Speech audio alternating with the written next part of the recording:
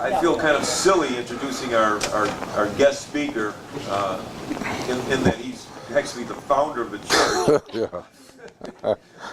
Dennis's wife Cheryl and Ellen and I just remember the time we get together thinking how we're going to plot this thing out.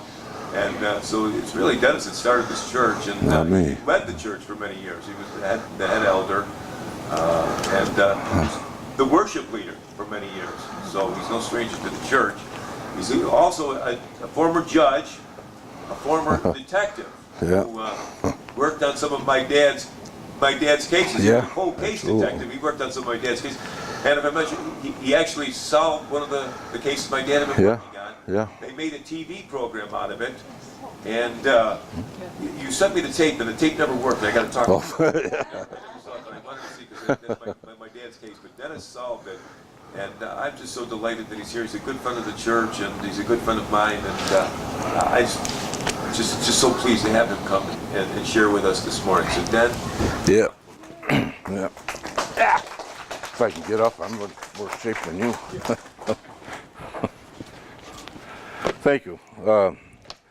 Yeah, it's been quite a trip. As a matter of fact, I think I painted that wall there.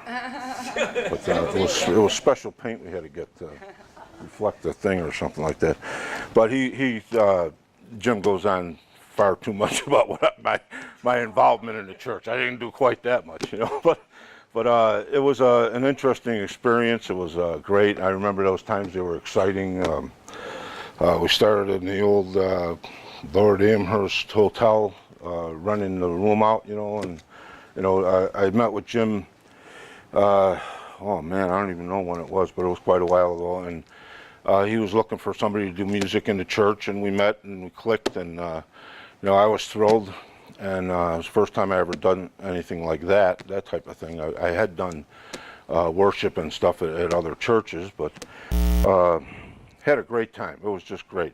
And then it got to be a little bit much when at the Lord Amherst, we used to have, what was it, St. Patrick's Day, and they'd call and say, well, you can't have service tomorrow because it's St. Patrick's Day, and we got to, party or so we had to find somewhere else to go, and that's when we started looking for a place. And it was a long process, but we wound up here, and it was great. It was just, everything worked out. We kind of knew it was God, that did all of this stuff, and Ellen's mom was involved in a lot of it, and it was just great the way things fell into place, and we were very blessed, for being here and having a place, that we didn't have to look for every week. We were meeting. We met one time on Transit Road. It was all kinds of strange things, but it was a great experience, anyways. And at the time, sometimes didn't feel so great. Thinking, we got to do something. When you're kind of pressures on and stuff like that. But it did. Everything seemed to fall into place the way it was supposed to, And some of the things I've realized in my life, I've had I was thinking last night, I haven't done anything like this in quite a while, a couple of years at least, And I was reflecting on some of the stuff I'd done over the years, and I remember a lot of you don't know who I am. Just briefly, I'll try and. I started when I started working in a car wash, twice. Now I worked construction and stuff like that, and it dawned on me that it was minimum wage, all them jobs at the time, and I was very, very grateful that it was minimum wage. It gave us the money. It gave me experience, work experience, and stuff like that. So nowadays, when they're calling for whatever, raise the minimum wage and stuff like that, if you don't have a job, it's, what good is raising them? You can raise it to $100 an hour if your employer can't afford to hire you. So, anyways, usually I prepared something today, and it's been my experience that I don't usually wind up using what you prepare. You rack your brain over, but I was a paramedic fireman in the city of Santa Monica for a year, back in 1976. I trained here in New York as a paramedic at the old Meyer Hospital, and it's now ECMC. And they told us before we finished the schooling that they weren't going to be able to run paramedic units in New York. It was a pilot program. That malpractice insurance had gone up too high for them to run units, and I applied in California. I found somebody to sponsor me in the exam, and I became a paramedic in LA County and got a job shortly afterwards in, as a fireman paramedic in Santa Monica. Spent, at that time, I packed up the 2 kids and bought a van and moved, sold everything and went to California. We lived there for about a year. It was a great job. I loved it. Weather was great, but we just got homesick and came back. And I came back and I was on like unemployment for, I don't know, whatever it was at the time. Back then it was like 26 weeks or something like that. But anyways, one thing led to another. I started taking exams. I became a policeman for the city of Buffalo. I was, before that, I was a deputy sheriff in the Holden Center for 3 years. I was a housing police for 3 years. And then I took the city of Buffalo exam as a promotional exam and became a cop. And then after I was in, I became assigned to plainclothes. I worked auto theft for about 15 years. And then they told us that, well, because of budget cuts, we're closing the auto theft squad. You find somewhere to go. I wound up in a unit they called major crimes at the time. We were investigating homicides, any serious crimes, bank robberies, and they found out that didn't work because you couldn't be investigating a homicide 1 minute and then drop that and go investigate a bank robbery. It just didn't work. We weren't solving anything at the time. So they went back to the old homicide squad, and I wound up in there, at the homicide squad, and I started to read old files to find out how the old timers that were on the job solved homicides. How did you investigate, crimes like that? I spent 15 years investigating property crimes, which was auto theft, and I wound up in homicide investigating people crimes. And I started reading the old files and digging them out and finding out where the old files were. Not a lot of people even knew where the old files were. There were boxes and boxes of old files, homicide files that some of them solved, some of them not. You had to look through them to find out which ones were solved, which ones weren't. And I started reading some of these old files, and a few of them that I picked up and read, I discovered that I had a feeling like we could solve them with a little more work and today's technology, and it worked out really great. And we began having some success. I started doing it on my own time. In between investigating homicides, I would make copies of the files, bring them home, and study them and make calls and stuff like that, and started having some success in it. Anyways, to make a long story short, I did that for a while, and I became recognized as the person to go to for cold cases, for old cases. And I had one of the strange things about it just comes to mind. This is not nowhere where I'm supposed to be, but it's just stuff that's coming to mind. And we were here, I forgot how long, 5 years, I forgot.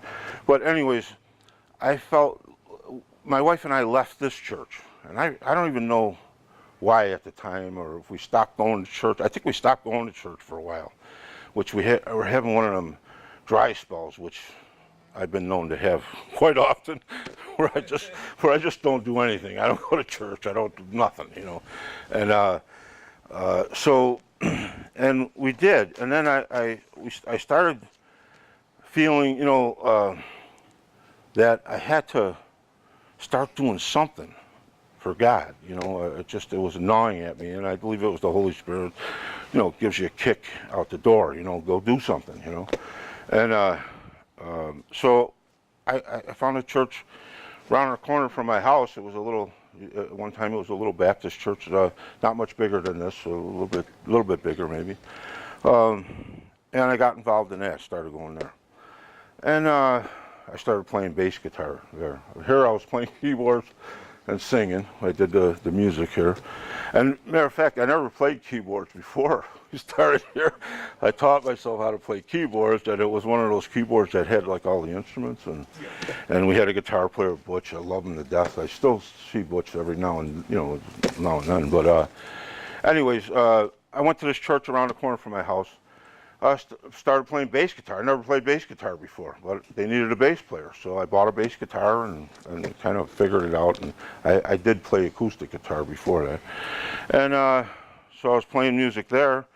And this is why this came to mind today for all, I haven't spoken about this for a long time, but one of the cases I worked the bike path rape cases, of course, and we solved that in it was a phenomenal cooperation between a bunch of departments. It was a big thing at the time, and this guy was committing rapes and homicides for over he did I could prove over 26 rapes and 3 homicide rapes of women on bike paths in the area. And this went over, this spanned, I don't know how long, it was probably a 20-year period, 20, 30 years he was doing this, maybe 30 years. And he had been doing this. So we solved that case. We made an arrest on it. And at the same time, I was working on another case, one of these cases I had brought home with me to study and stuff like that. Began working on it. It was a case involving Lynn Dijak and her daughter.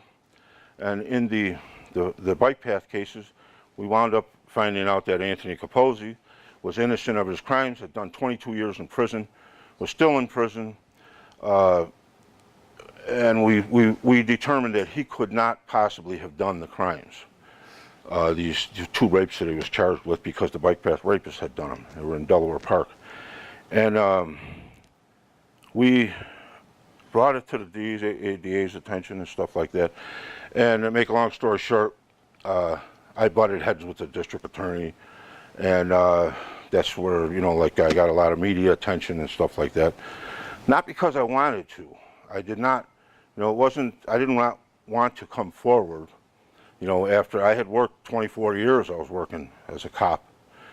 At the time, I could have retired after 20 years, but after almost 20 years, I finally found something I was good at. See, so it's like, I didn't accomplish, not too much. I did my job, but a lot of, when I reflect back on it, a lot of that stuff I thought I was doing, my office was in the police garage when I was doing auto theft. And, it wasn't glamorous or anything like that. My police commissioner, I don't even think he knew where my office was at the time, And, but there was a lot of stuff from back then that I just continued to do, my job, that I used later on in these other cases, that helped me do these other cases. So it was, me, I'm thinking God was preparing me to do certain things. And when we did find, like, Anthony Capozzi was innocent, nobody wanted to hear about it. They said, nobody wants to admit they made a mistake, and I became, through the years, just through trial, the trials that I've had through the years, I found out that honesty and truth is the best policy. Not necessarily the easiest thing to do.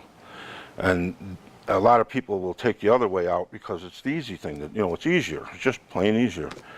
And one of the, when we found out Anthony was guilty, or not innocent, and nobody wanted to do anything about it, I went to the media and stuff like that. And it's not, that's what I started to say, it's not because I wanted to, it was because somebody had to, and I was, I'm backing up here. I don't want this because I know it's going to bring, a firestorm and stuff like that, but I felt it needed to be done. And it became very public, became very ugly, my fight with the powers that be in the area. And to me, I just couldn't comprehend that because of political correctness or to protect your job or whatever, your lifestyle, that you could ignore a human being being in prison for 22 years. You know, I used to wake up in the middle of the night thinking, my God, this kid, you know, and he turned out to be, he was schizophrenic, he had some psychiatric problems, and which is the exact, some of the drugs he was on at the time that this things happened, it was the exact reason that somebody back then should have known he could not have done these crimes, you know. And so I'm waking up in the middle of the night thinking, this guy's sleeping in a 6x6 cell, you know, every day, and he didn't do anything, nothing. You know, he went for breakfast one morning, and the next day, you know, he was in prison. He walked out his mother. I became very close with the family since then. His parents were elderly by the time I had connected with them, and the mother, I'll never forget her words. She said, yeah, he walked out I was sitting in their kitchen having coffee with them. He walked out that door and said, Ma, I'll be back, you know. Well, she didn't know it would be 22 years later when he came back, you know. And I went to, actually, my, how do you call it? People say, well, you did this, and you know, they praise me.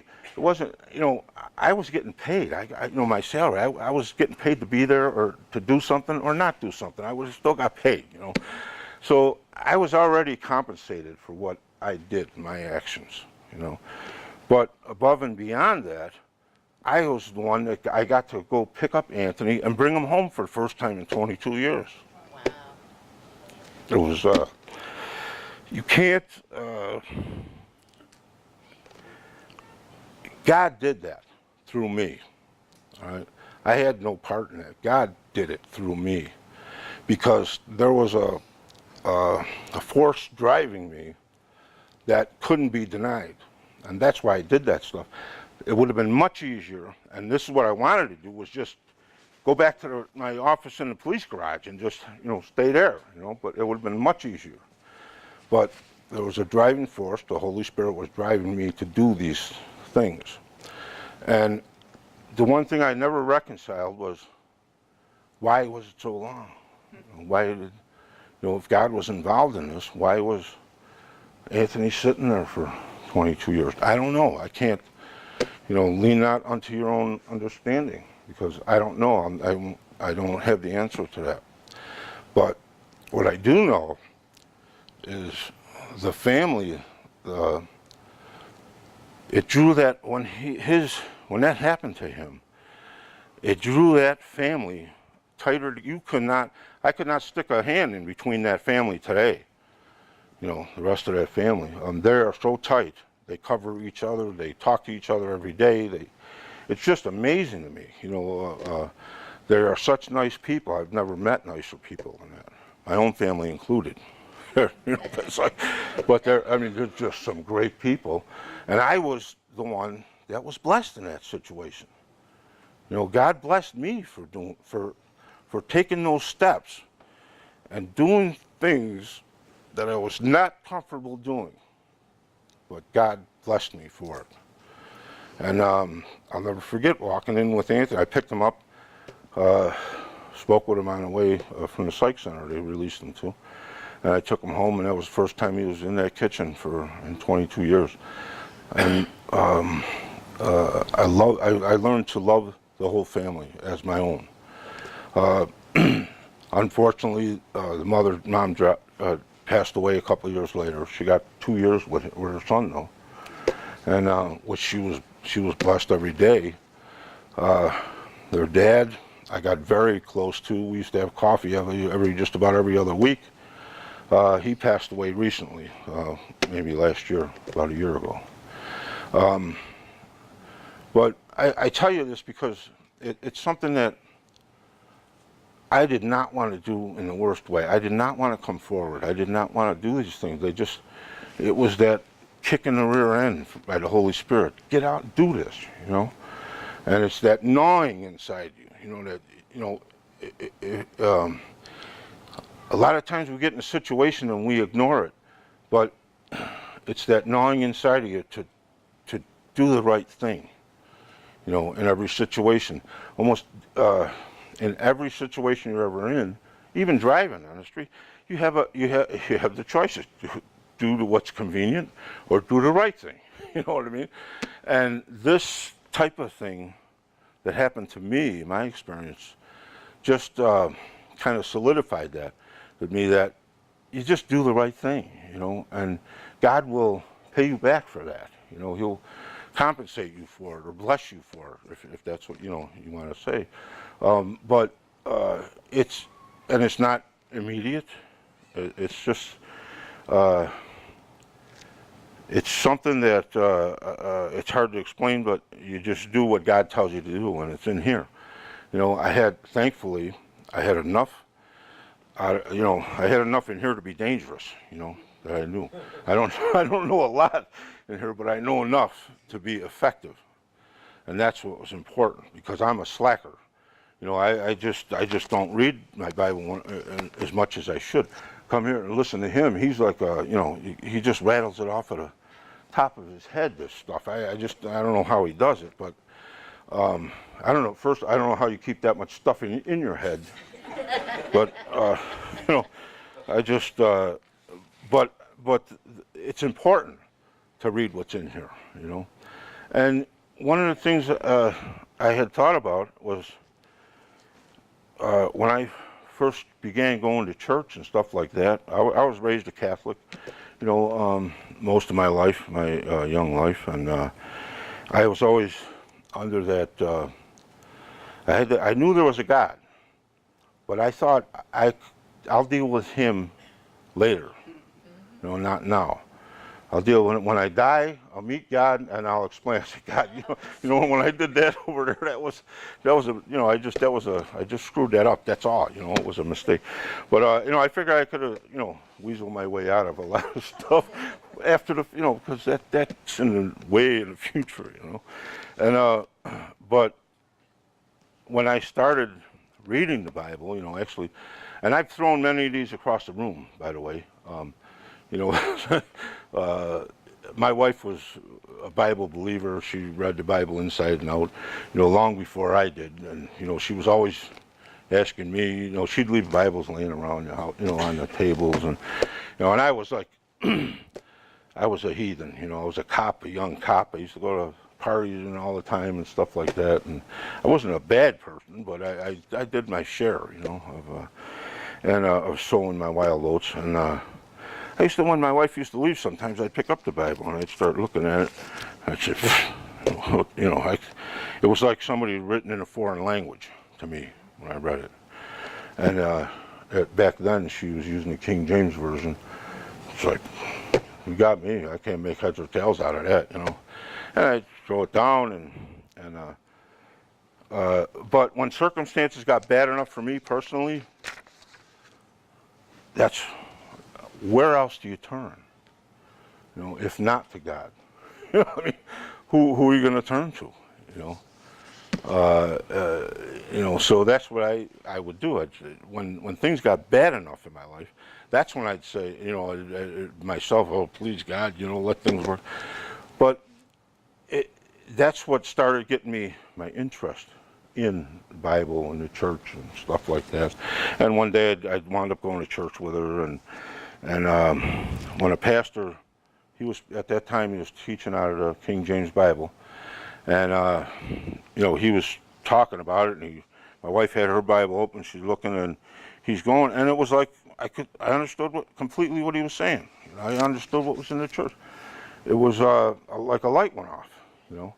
And from that day on, I realized it was the Holy Spirit will teach you how to, or show you the way through here. You don't have to necessarily understand it, but the Holy Spirit will show you things that you don't understand and reveal them to you eventually. You know, it's you know, and so I guess I get off on a tangent, but what I started to say was the little church that I was going to that's not far from my house.